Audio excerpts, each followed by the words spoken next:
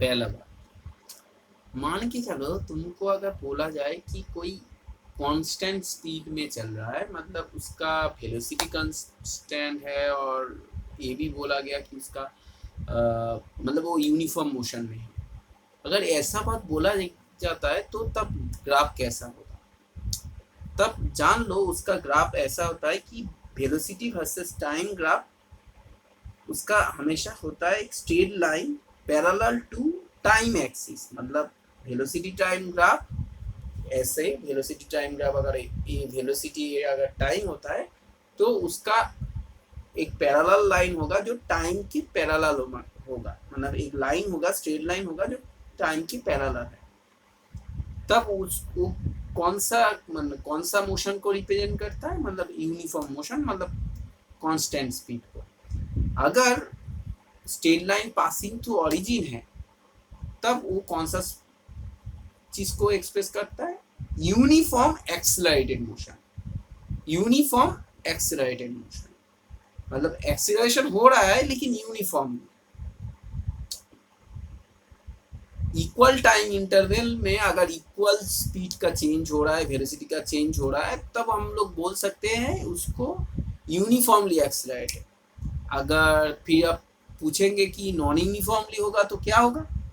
Non uniformly होगा तो velocity time graph ऐसे एक बार उठेगा, फिर ऐसे नाम ऐसे उठ गया, फिर थोड़ा ऐसे, फिर ऐसे, फिर ऐसे, मतलब थोड़ा ऐसे ऐसे ऐसे करके वेलोसिटी टाइम ग्राफ होगा। अभी आप पूछ सकते हैं क्यों ऐसा होता है? जब ऐसा होता है, थोड़ा ऐसे देखेंगे तो उसका पॉजिटिव स्लोप, जब वो ऐसे ऐसा हो गया मतलब ऐसा हो गया मतलब क्या? वो नेगेटिव स्लोप, मतलब ये थोड़ा एक्सीलरेशन हो रहा है, ये ऐसा है मतलब नेगेटिव स्लोप है, मतलब रिटार्डेशन हो रहा है, मतलब नेगेटिव एक्सीलरेशन हो रहा है। फिर मान के चलो पैरेलल हो गया, मतलब उसके बाद कांस्टेंट स्पीड लेके गया। मैं एक न्यूमेरिकल पढ़ता हूँ, उससे थोड़ा समझने में आसानी होगा। अब बॉडी बोल रहा है कि एक बॉडी जो मूव कर रहा है with velocity of 2 metre per second for 5 second. बोल रहा है कि एक बॉडी मूव कर रहा है, वेलोसिटी टाइम ग्राफ अगर उसका ड्रॉ करने का कोशिश करते हैं तो क्या होता है? 5 सेकेंड तक वो कांस्टेंट स्पीड में गया, मतलब पैरेलल टू टाइम एक्सिस, मतलब ऐसे करके एक स्ट्रेट लाइन गया। फिर बोल रहा है कि velocity increases uniformly to 10 metre per second in next 5 second.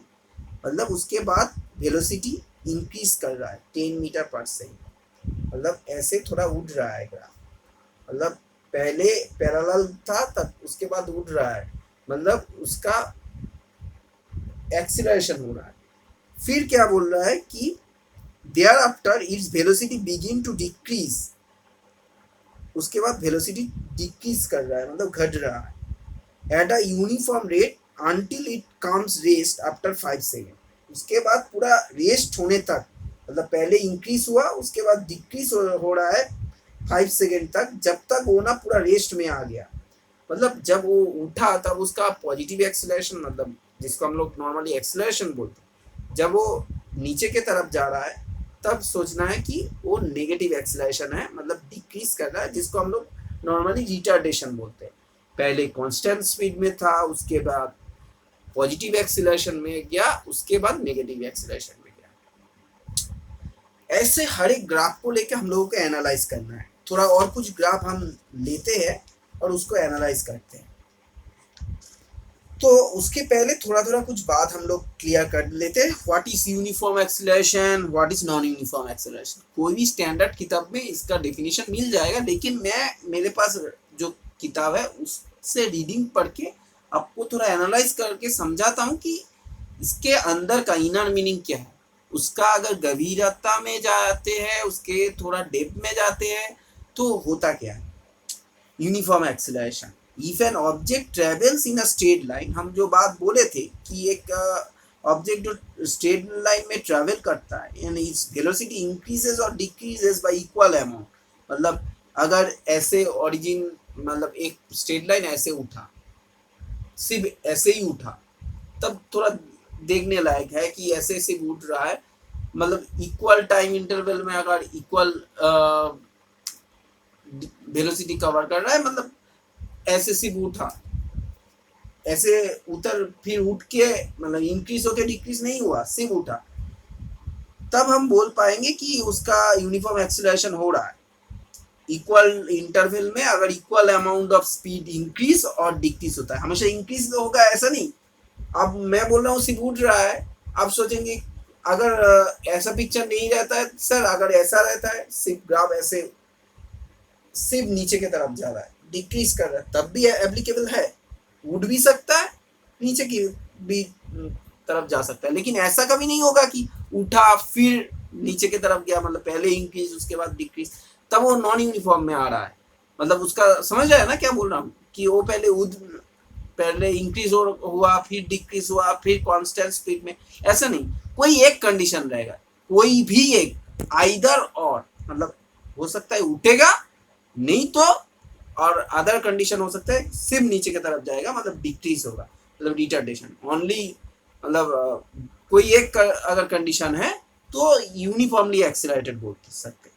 Non uniformly क्या होता है, कोई भी किताब में देखेंगे उसमें लिखा रहेगा कि आपको if the velocity of an object increases or decreases by unequal amount in equal interval of time, मतलब अनइक्वल अमाउंट ऑफ अगर वेलोसिटी का इंक्रीज और डिक्रीज हो रहा है इक्वल इंटरवल ऑफ टाइम में, तब उसको हम लोग बोल पाएंगे नॉन यूनिफॉर्म मोशन। अभी नॉन यूनिफॉर्म मोशन जैसे कि मान के चलो आप कोई बहुत क्राउडेड सिटी में जा रहे हैं, कोई मेला में गए हैं, और कोई कहीं पे अगर कोई मार्केट से आपका कार गुजर रहा है, पहले आप उसका वेलोसिटी थोड़ा बढ़ाया, फिर आगे एक आदमी आ गया, फिर उसका वेलोसिटी को स्टॉप करना पड़ा, फिर आप थोड़ा भीड़ कम है, अभी स्पीड बढ़ाया, फिर वेलोसिटी गिराना पड़ा, एक बार इंक्रीज हो रहा है, स्पीड घटा रहा है, फिर स्पीड को स्टॉप करना पड़ रहा है, मतलब ये यूनिफॉर्म नहीं है, मतलब हर टाइम पे कांस्टेंट नहीं है, सेम नहीं है, एक बार बढ़ाना पड़ रहा है, इंक्रीज करना पड़ रहा है वेलोसिटी, फिर डिक्रीज करना पड़ रहा है।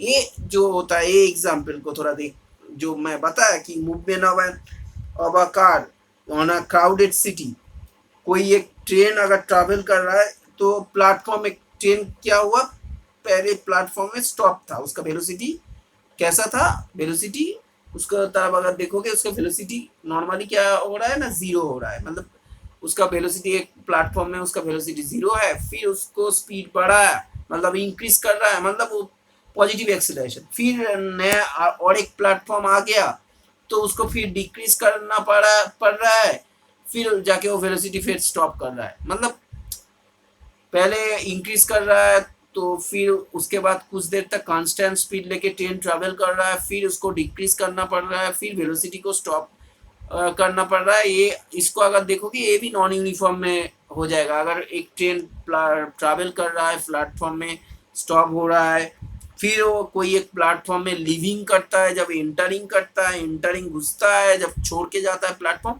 ये सब टाइम में अगर क्या होता है, normally non uniform motion, non uniformly accelerated होता है, नॉन यूनिफॉर्मली एक्सीलरेटेड होता है। अभी ये बात आपको थोड़ा उलझाने वाला, कश्मकश में डालेगा, कंफ्यूजन क्रिएट करेगा कि अगर यूनिफॉर्मली एक्सेलरेटेड मोशन और यूनिफॉर्म मोशन में क्या कुछ सिमिलरिटी है, ना, दोनों चीज पूरा अलग है। मतलब ये कंसेप्ट भाई क्लियर कर लो कि यूनिफॉर्मली एक्सेलरेटेड और यूनिफॉर्म मोशन दोनों के बीच में बहुत अंतर है, बहुत डिफरेंस।